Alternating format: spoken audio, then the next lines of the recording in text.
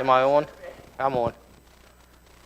Good evening. We'll go to our prayer list. I'll give an update. Sonny just emailed me, messaged me just 15 minutes maybe before Melissa picked me up. He came through he's having the MRI on his pancreas, and he came through that, and the doctor was optimistic, said it didn't look like cancer. So, but they'll have to look at it and everything. So, and I asked her what it could be, and they said it could be almost anything.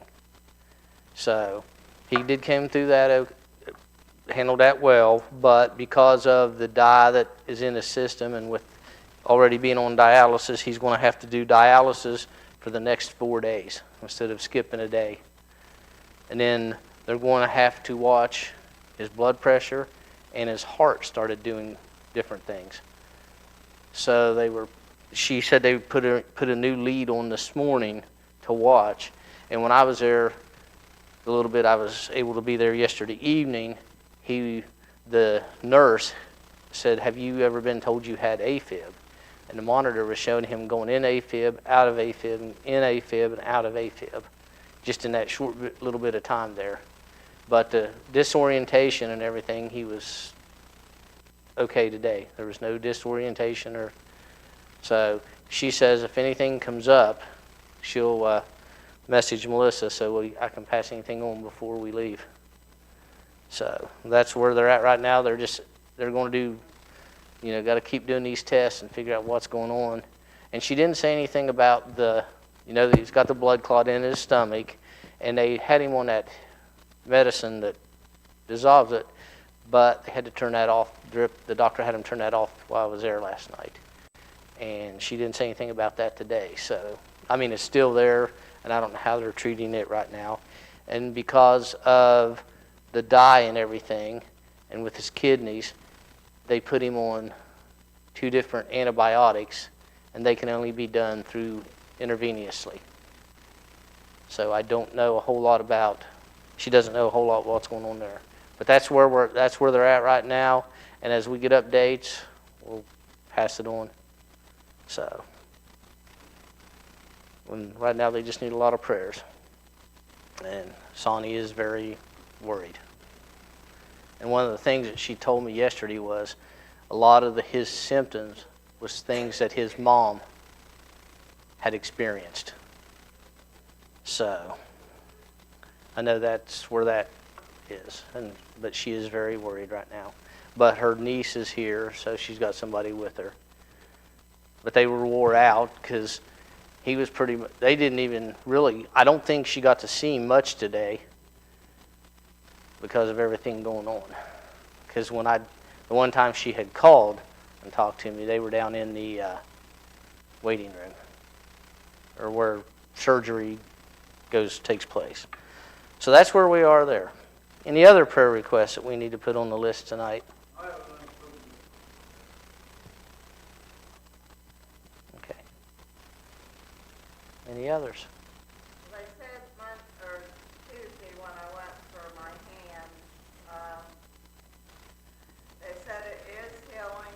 It's not completely healed. And he told me, he said, just keep working it. And he said, I think you'll be fine. He said, if you think you need to come back, he said, call us. He said, if not, he said, don't worry about it. Okay. Any others? Or if not, Jean, will you have our opening prayer? Others we come to you this evening and thank you, Lord, for this day that you've given us. We thank you, Lord, that we're together in church and to worship you. And Lord, be with Bob as they're in the hospital, and you understand, you know what's wrong, and you know how to fix it. Lord, we don't know, but you do. And Lord, we will see Lord, as he has a Bible study this evening, giving you knowledge and understanding that you want to bring to us tonight. Be with everyone that is here. Be with those that would like to be here and can't because of illness or something else that is keeping them from being here. Go with us and guide us, and we praise you for all you do for us. So tonight's lesson, it's Titus chapter 2, and it's only one verse, verse 7. And I titled it Inspiration. So I'm going to inspire you guys, because I'm going to give you something that sometimes people don't realize and everything. And one of the things in this particular story is Paul was talking to Titus and was explaining to him that he needed to start making sure that he was teaching sound doctrine at this time. And when I was studying this and when I was thinking about this, because a lot of times so many people don't realize or don't feel that we're adequate enough to be teachers. We're not adequate enough to be teachers. And when I studied this and when I was reading this, it struck me that every one of us are teachers. Every one of us teaches sound doctrine. If we are Christians, and when we're called to be Christians, just like Titus was a Christian, but some of the people were not understanding what it meant when he was trying to get them to understand what sound doctrine was. And the sound doctrine is not just the words that Titus was bringing out. And that's what inspired me, and that's what I want to inspire you guys with, is when I was thinking about this, and when I was understanding this, and when I was just totally taken back with this, I'm like, every one of us are teachers. We may not be Sunday school teachers. We may not be preachers. We may not be some of the other area, missions person or the church secretary or these different things, But what happens, and what was happening here was Paul wanted Titus not only to be a teacher, but he wanted him to be an effective leader. So being an effective leader and being a teacher go hand in hand. Your thoughts on that? Being a teacher and being a leader goes hand in hand, hand in hand, hand in hand. Agree or disagree? You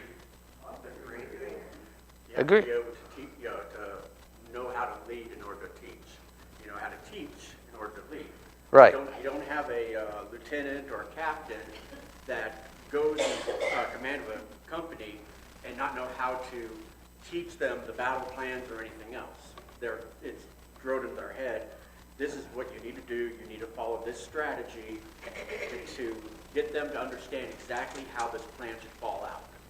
And that way they learn how to go ahead and process the battle plan. Right.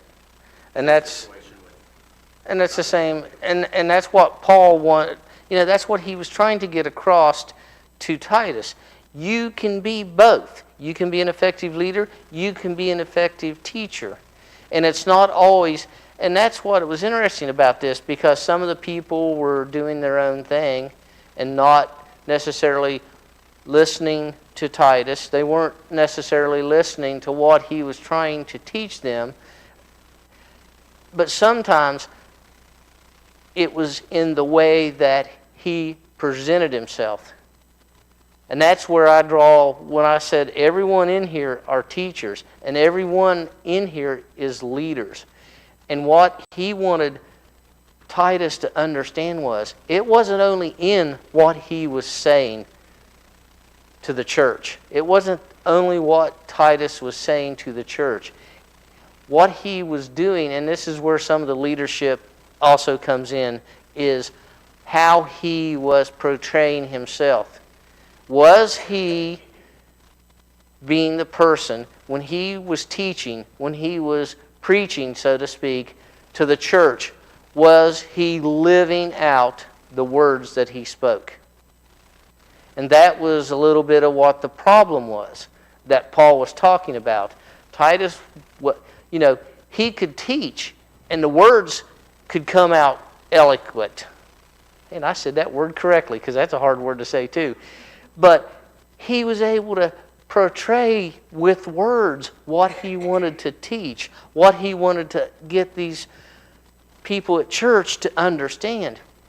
But a little bit of his problem during this time was he wasn't necessarily living out what he was saying.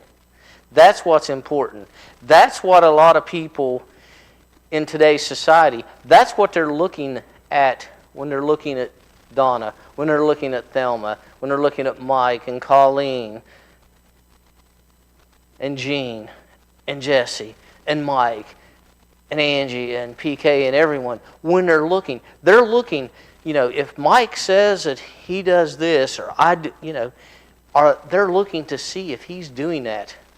Or is he just one of those Sunday Christians that come to church on Sunday morning and Sunday night and even Wednesday night, but then the other days of the week, is he doing what he wants to do? Is he living, breathing the words just like he says?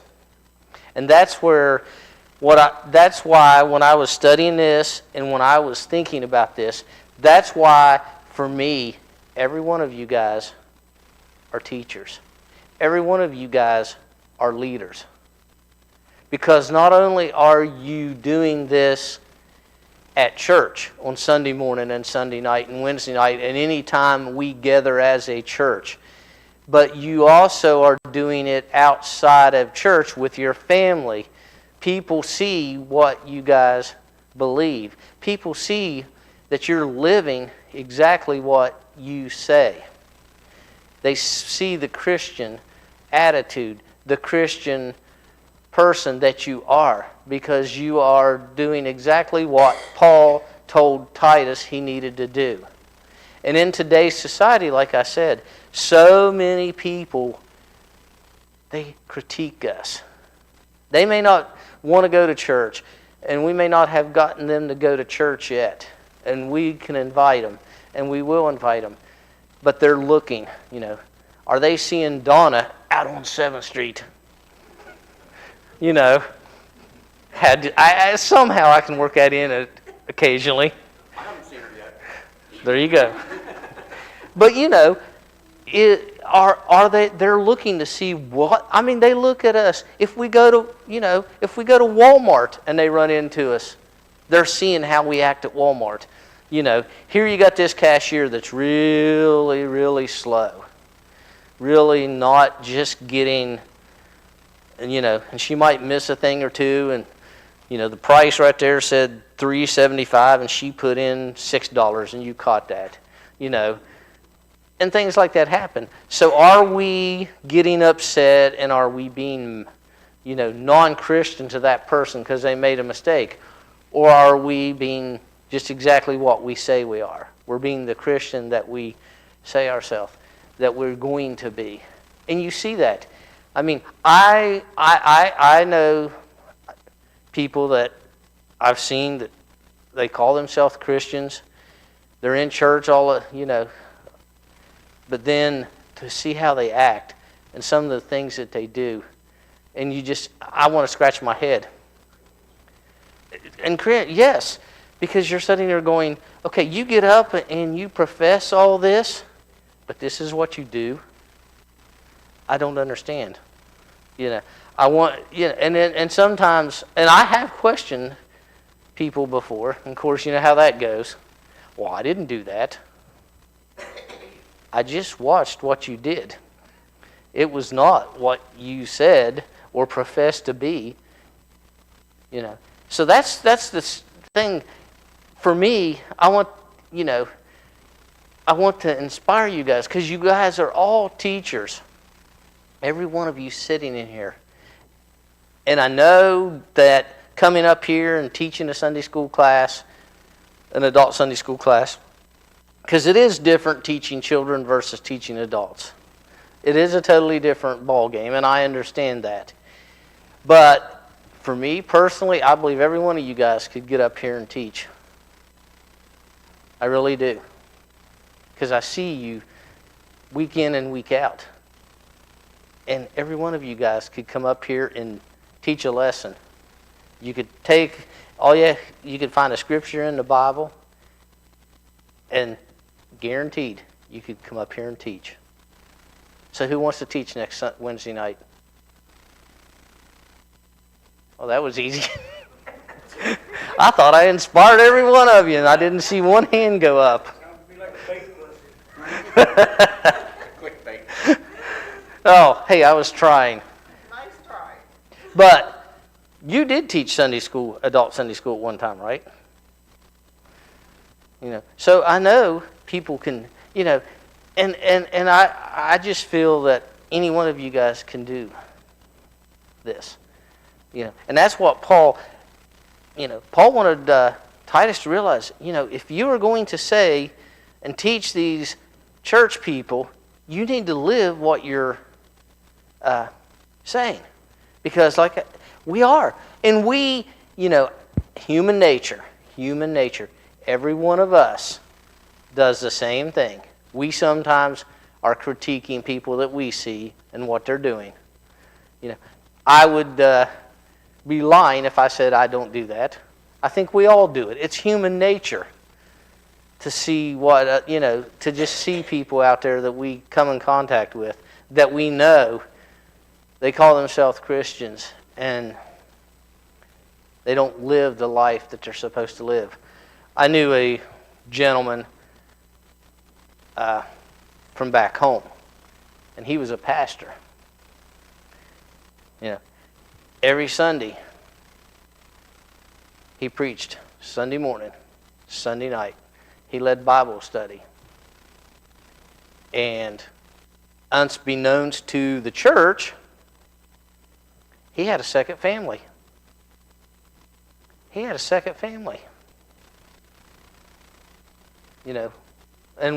none of us, I was just I was first few years of college, and came home on a weekend and he wasn't there, and I asked Mom and Dad, and he was voted out, which I understand.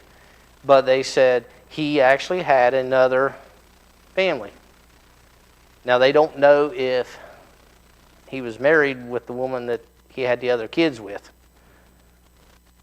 So I don't know if his wife that was with him every Sunday and kids, I don't know how all that transpired, because like I said, I was in college. But things happen. So that's one that you said you would cringe. That would be something that just totally, and I don't know what he's doing today. Because he'd be early 70s. But now, so do you, and you don't have to answer this, but this is just something I want you to think about. Do you consider yourself a teacher and a leader? I just want you to think about that. And if anybody wants to answer, that's okay. But for me personally, I see, like I said, I see every one of you guys, you could teach. You could do whatever it is you wanted to do. And yes, and Mike's mentioned this before, just like with the singing.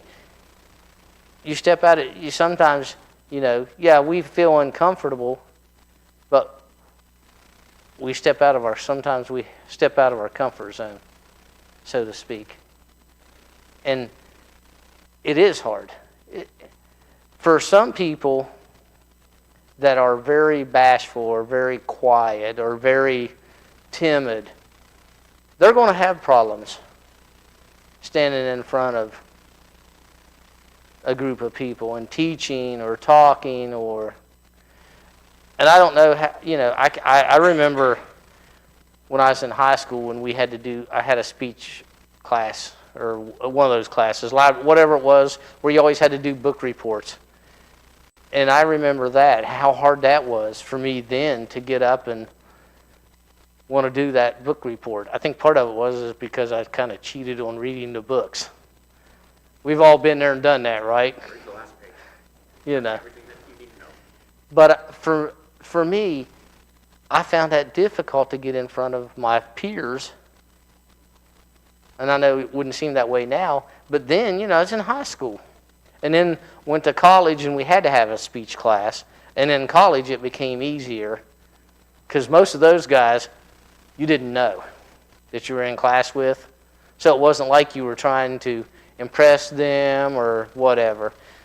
Your college classes, a lot of times you were in there, you got to know them throughout the year or semester, but you didn't really know a lot of them. You just had class. But as time goes, the church people got grounded and they got rooted into what Titus was teaching, and so didn't he.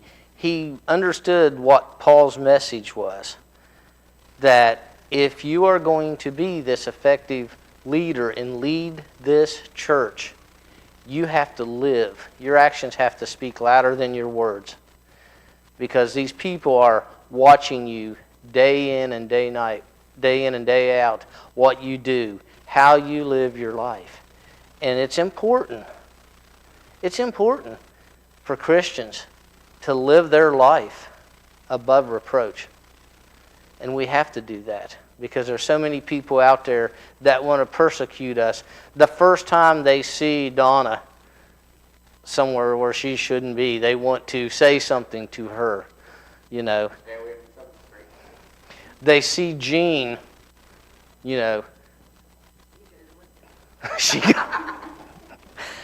I didn't say that. But here Jean is, she's driving down the road and somebody cuts her off. And it just happens to be, here goes that horn, her head's out the window, saying, and I'm not saying you would do that, okay? But, so it just so happens that there's Thelma, happens to see what Jean did, and what happens when we see people doing things that they shouldn't be doing. And that's what was happening here a little bit. The gossip bug was going on. And that's why Paul was getting involved with Titus and doing the things. Because just a little bit of and it doesn't take, here, Thelma saw Jean, stick her head out the window and yell one thing. But by the time Jessica heard the story, Colleen heard the story, she passed it on to Mike, and Mike passed it on to me, and I passed it on to... Jean was the worst person that walked the face of the earth. And you're not. But I'm using you as an example. That's okay. But that's what happens. And that's why we have to, when we're told that Christians need to live above reproach, we really do. Because our actions, that's who we are. Our actions is the Christian that we are. Whatever they see us do, because they're not, like I said, they're not always hearing us talk. They're not always seeing us talk. But they know we go to church every time the doors are open. But then they see things that are just not quite right in what they know we're professing to be. So we have to be very, very, very cautious when we're out and about, And I like Mike's kind of testimony Sunday morning during Sunday school when he was talking with the lady that he transported. Those are good stories when we can do things like that and witness to people. And that's what and that's what we have to do. And that's what, so Titus, he took and he got grounded in what Paul was telling him he needed to do. And and that was, so for me, and that's where I got the idea of inspiration, because Paul was inspiring Titus to look at all the positives that he can be doing. And that's what I said. For me, I see each one of you guys teaching and doing things that you may never have felt or may never have thought you could do. But you can do so much. If you turn everything over to God, and if you give it to God 100%, He'll get you through anything. He gets Mike through singing every week. Even when I try to get him to sing 3 or 4 songs, and that doesn't go very far. You know, and I know with Jean right now, with her finger, God gets her through when she's playing. He does. You know, we may not feel that we were doing our best, but anytime we put our foot out for God, we're doing our best. No matter what it is, we are doing our best. Whether it is teaching, whether it is teaching children, whether it's teaching adults, whether it's just providing comfort, providing, you know, somebody calls and they need a ride somewhere. Those are things that we do because it's what God wants us to do. And that's why I find every one of you guys, you all inspire me. Just seeing the things that you do, not only in the church, but the things that you talk about doing outside of the church. Those are great witnesses. Those are great testimonies. And those are tools and talents that God has given you guys. You know, and you use them the way He intends them to be used.